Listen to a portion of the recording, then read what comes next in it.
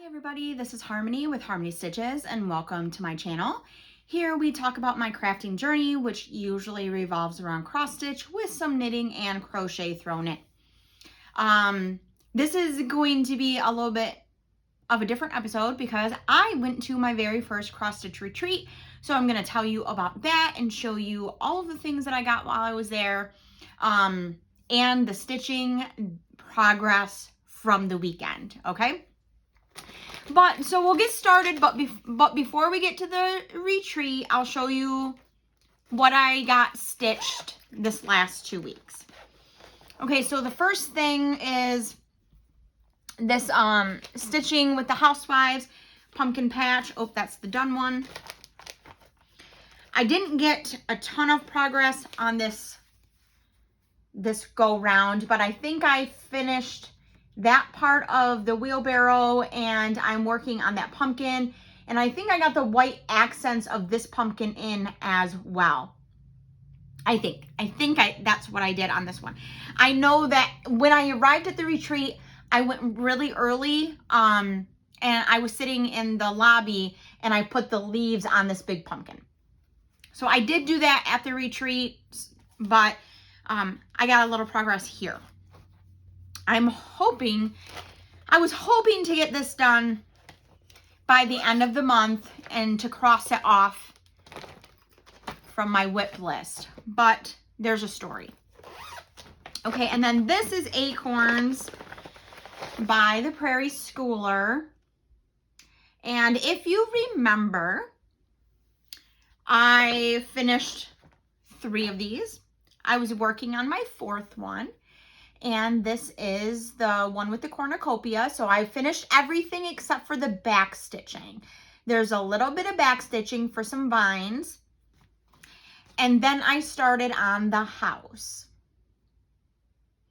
I didn't get very far, but there's some progress there. Both of these projects are stitched on 28 count Monaco. Obviously the first project is black. This is antique white or white. I think antique white, and I just put it in some tea to make it a little bit dingier. I didn't want it dingy, but to match the fabric that was used here. I just tried to match it a little bit. So this did not get marked off my list either. What happened was I injured my fingernail, my index finger, and it was very painful to grab the needle and pull it out of my fabric. So I had to take a break. Knowing that the stitch retreat was coming up, I had to take a break from stitching. So I didn't stitch for just over a week, but what I did do was pick up my blanket. It's in this bag. I picked up my blanket and I just figured I would knit because there's not as much pressure on any of my fingers actually as the needle on the cross stitch. And something's going on. I'm tangled. Okay. And I need some more, this far. And let's see. I had only 4 rows when I showed this to you last time. I have a stitch marker in here somewhere. Okay, 52, 4, 6, 8, 10, 12, 14, 16, 18. I have 68 rows and I only had 4 last time. And it is squished on these needles, so I can't show it all to you, but that's kind of the gist. And it is going to be warm and squishy, so I'm excited about that. So I did confirm that I have 5 balls of yarn. I have knit over 1, so I have less than 4 to go. And this is Cascade Fluff, for those that didn't see it last, or Pluff. And this is discontinued. I got it at the Tawas Bay Yarn Company in Tawas, Michigan. I think she may have had a couple other colors when I was there, but that was the only one that she had enough to make a blanket. So then I was stitching that, and then I stopped, I think, on Wednesday because I had decided that I was going to somewhat participate in the Knit for Food Knit-a-thon that is happening today, March 26th. I was going to be at the Stitch Retreat, but I figured I could participate in some kind of way to try to help the knit-a-thon raise money. So I posted here in the community tab on my channel. I posted on Instagram and I posted on Facebook. If anyone were to donate, that would be great. But if you donated $25 or more, then I would make a hat for the Cancer Center. I already have a hat that needs to go to the Cancer Center, so I figured this was a great opportunity to get more, and then I can make my trip to Midland worth it. So I did get one donation for $25, and I made this hat. Oh, here's the yarn. It is Deborah Norville collection, Everyday Soft Worsted. And this is what the label looks like. I do not know if they make this yarn anymore. I acquired it. And this colorway is, oh, it's a number. Oh, Antique Lavender. It's got some purples and grays and in here. So I got one hat done. And then I was stepping out in faith that I was going to get another $25 donation. Today is the last day to collect donations, by the way. If you're interested, I will put my link down below. So I started to knit a hot pink one. Same yarn, just different color. This one does not have a ball band, so I have no idea what color name it is. I just know that it's the same yarn. So knitting those two. I have only like 4 rows left of this hat, but I needed to get my DPNs out, but it was time to pack for the retreat, so I wasn't able to finish just yet. But if I do get another $25 donation, then this hat will be ready to go with the other one. So, and then my finger was ready to go to the retreat, and so was I. It was time to go. If you've been following along, I may have mentioned the retreat. I'm not sure if I did, actually. But in my plans, I had decided that I was going to work on my Jurassic Park logo because there's only 4 colors and it's pretty, I mean, there's some counting, but it was on the easier side. It was more blocks of stitching, and you'll see what I'm talking about. So, oh, I just found a needle. That's random. Okay, so I didn't really have a specific goal. I just wanted to get as much progress on this as possible. Okay, so here are the colors. I do not have them written on my floss tags because there's only 4. One's 310. I think this one is number 1. But they're the colors of the Jurassic Park logo. When I started this at the retreat on Friday morning, I was at 22%. As the weekend progressed, my roommate and the person that was sitting next to me said, you can reach 50. You can reach 50. So I kind of I don't know if I can, but then this morning I'm like, oh my gosh, I might. So I stayed at the retreat until checkout at the hotel was 11, but they have the room through tomorrow. And if you wanted to stay. So I decided that I was going to stay until I hit that 50%. And I did. And down here, I will put how many stitches I put in for the entire weekend. And I will show you where I am. Let me get a piece of paper. Oh, I'll just use this. So this is 50. This is equating to 50% of the pattern. And let me see. When I started, I had about this much done, so everything to the left of the tip of the nose, and then I had about this much of the bottom, so everything to the left of that got stitched this weekend. So I got about 28% done on this project this weekend, and everyone is so excited. I showed up with my Jurassic Park t-shirt, my Jurassic Park logo project, my Jurassic Park water cup. Everybody was super excited. So that was really nice to get that progress. Everyone was super nice, and they checked in every time that they walked by. They're like, how are you doing? How are you doing? And that was super cool because I was making such great noticeable progress. Okay, so on to the retreat itself. Our registration got us the stitching room and a bag, which I left the bag downstairs. Dang it. But I will show you the bag next time. I promise. I will bring it up here next time. One of the items in the bag was this cute little chart from Little Stitch Girl. I believe this is new to market this year. And when Deb, the owner of Stitchin' Things, saw it in the preview, she said, oh my gosh, that is exactly what we need for this retreat. Because this is her last official retreat as owner of Stitchin' Things, because her shop is closing on the 31st. She is going to retirement. This I'm going to hold up, so be prepared to maybe screenshot or pause to write things down. She gave us a list of the shops in Michigan that sell cross-stitch supplies. So I'm going to show you this, so if you're interested, then you have some contact numbers. My local shop is Stitchin' Time in Saginaw, but there's one in Alpena, Bay City, Plainwell, Portland, Tecumseh, and Monroe. So hopefully you've had enough time to screenshot that. We did I say we got some freebies? We got some freebie charts, the Little Stitch Girl chart, the list.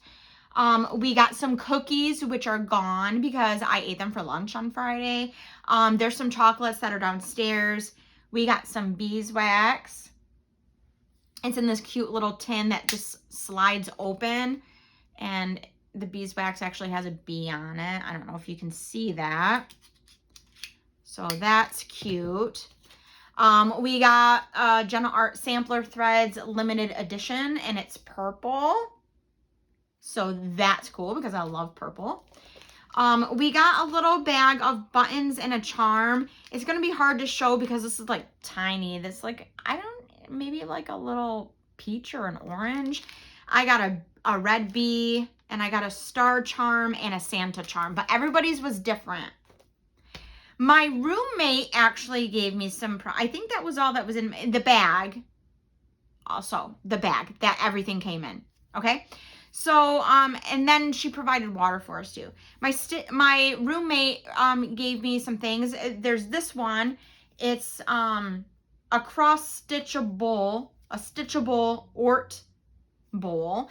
So you just, snap it all the way around, and it makes a little container to hold your orts while you're stitching, which is great because I didn't even think of that when I packed everything. I didn't pack anything to put my scrap in to throw away. And this particular one, you can stitch something in the bottom and make it cute. She got herself one, a red one, and she stitched a tomato in the bottom. And then it just easily unsnaps. So you can fold it up and pack it away for when you're not using it. And then she sewed me 2 bags, and this is one of them. This one's teal, oh, and with thread keepers. And it has this really cute owl print on the back with the matching thread holder. And then she made me another one, same owl print on the back, a different portion of it, different owls, but same. And then with this fabric on the inside with a floss keeper. That was really generous of her. I was not expecting that at all. And if she's out there watching this video, thank you so much. I love them, and I'm going to put them to use this month for my new starts. Well, not this month. I feel like it's this month, but April 1st when I have my new starts for WIPGO. And then the boutique. I was able to shop the boutique. I was saving up, spending money. My husband was generous and gave me some of his spending money, so that way I could be sure that I had enough, because I had no idea how much food was going to cost, because I've only been to Davison. It was in Davison, Michigan. I'd only been there one time, and that was to buy a car for my husband, so we never ate anywhere. And then I didn't know how much I was going to purchase in the boutique. I knew it was going to be there. I just didn't know what I was going to find. So I bought this bag. It says, I am a huge fan of space. And then on the other side, it says both outer and personal. And anyone that knows me well knows that my personal bubble is usually about double the size of a typical person. So I thought that was really cute and I had to have that. I found some, it doesn't say the designer on it, but it is hand dyed, Zweigart base, Lugana, 32 count, and it's silver mist. It's kind of cloudy out this afternoon and I have to have the overhead light on, so I have no idea if you're going to get a good picture. I can't see the camera, so I have no idea. So that's silver mist, Lugana, which Lugana to me is like, it's an even weave and it's not as thick as Monaco and it's not as stiff because the Monaco that you can buy now in the tube has starch on it to make it stiff. But I enjoy stitching on it just as much. The floss just kind of glides through it and it's very nice. And then I found, this is the last thing I bought. I didn't go crazy. I bought 14 count Aida, again, hand dyed, don't know the company, but it is Zweigart based, brick. Let me show you this side. It is very pretty. And you know me, I usually don't use hand dyed fabric, but I thought it was really pretty. And because it was the retreat and I had some spending money, I got a couple of things. So I got 3 new project bags, 2 pieces of fabric, 2 thread keeps, an Ort container, a bag, and some goodies. So that was very fun. But besides the things that you get at the retreat, you get to just sit and talk with almost instant friends. I only know a couple of people that were there, and to be honest, I forgot that they were going to be there until I saw their faces. And I'm not going to say their names because I don't have permission to say their names, but if you're watching my video, you know who you are. I met them at Stitching Time in Saginaw. So you know who you are if you're watching this video. And to your families, hi, I was there at the retreat in Davison, I promise. So that was fun because you instantly made friends with everyone and you were able to have conversations that weren't just about cross stitching, but other things as well. We did talk about stitching and patterns and designers and floss, and this morning we were having a discussion about needles because the one stitcher's needles, the eye of the needles kept breaking. We're like, what on earth are wrong with those needles? She said, brand new pack. She just got them before this weekend started. She just got them in the mail. So that was great. All kinds of conversations going on. One of the conversations that happened was someone asked me about creative passions in Chesaning and if, you know, we could have a cross stitch retreat, you know, if it was a viable place to have a cross stitch retreat. And I said, actually, I have been thinking about a cross stitch retreat at Creative Passions in Chesaning. And she said, I think it's only this price. And so I looked it up, while I was stitching. I pulled it up on the internet and I looked at the price and I looked at the rules and, not the rules, but the, like the, how things run and when we can arrive and when we have to leave and how much it costs and all those good things and how many people we can have.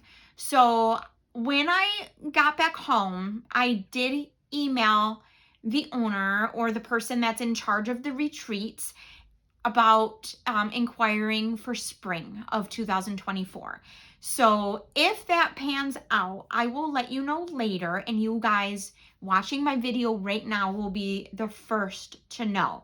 So if you are watching this video, you live in Michigan and you're interested in coming to Chesaning for a cross stitch retreat, I suggest that you subscribe and click the notification that says all videos, so that way you get notified, because I don't know when that information is going to come up. So I don't want you to be left out. So please go ahead and click the subscribe button, so that way you're one of the first group of people to know about the retreat. According to the website, we can only have so many people, so space is limited. But if it's successful and people enjoy it, then maybe I'll make it an annual thing if we can get this to work out. So that's just some news there. It was very fun to meet people. It seemed like a lot of the people there, even the ones that I haven't met in person before, knew who I was.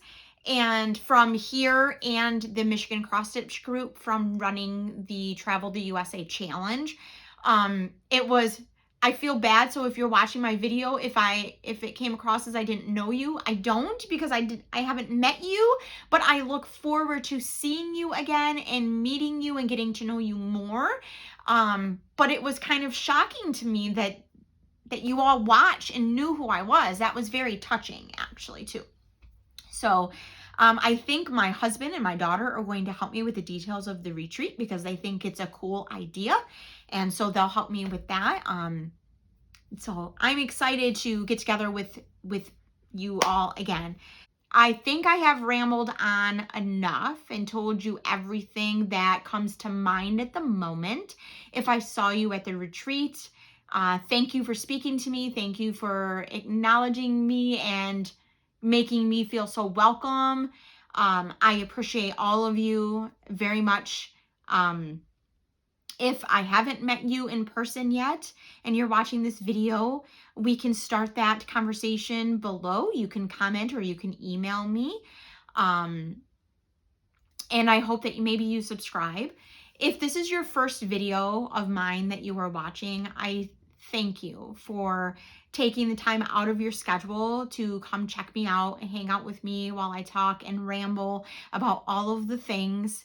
And I really do hope that you subscribe and come back and give me another chance, because if I did something wrong in this video, I hope to correct it next time.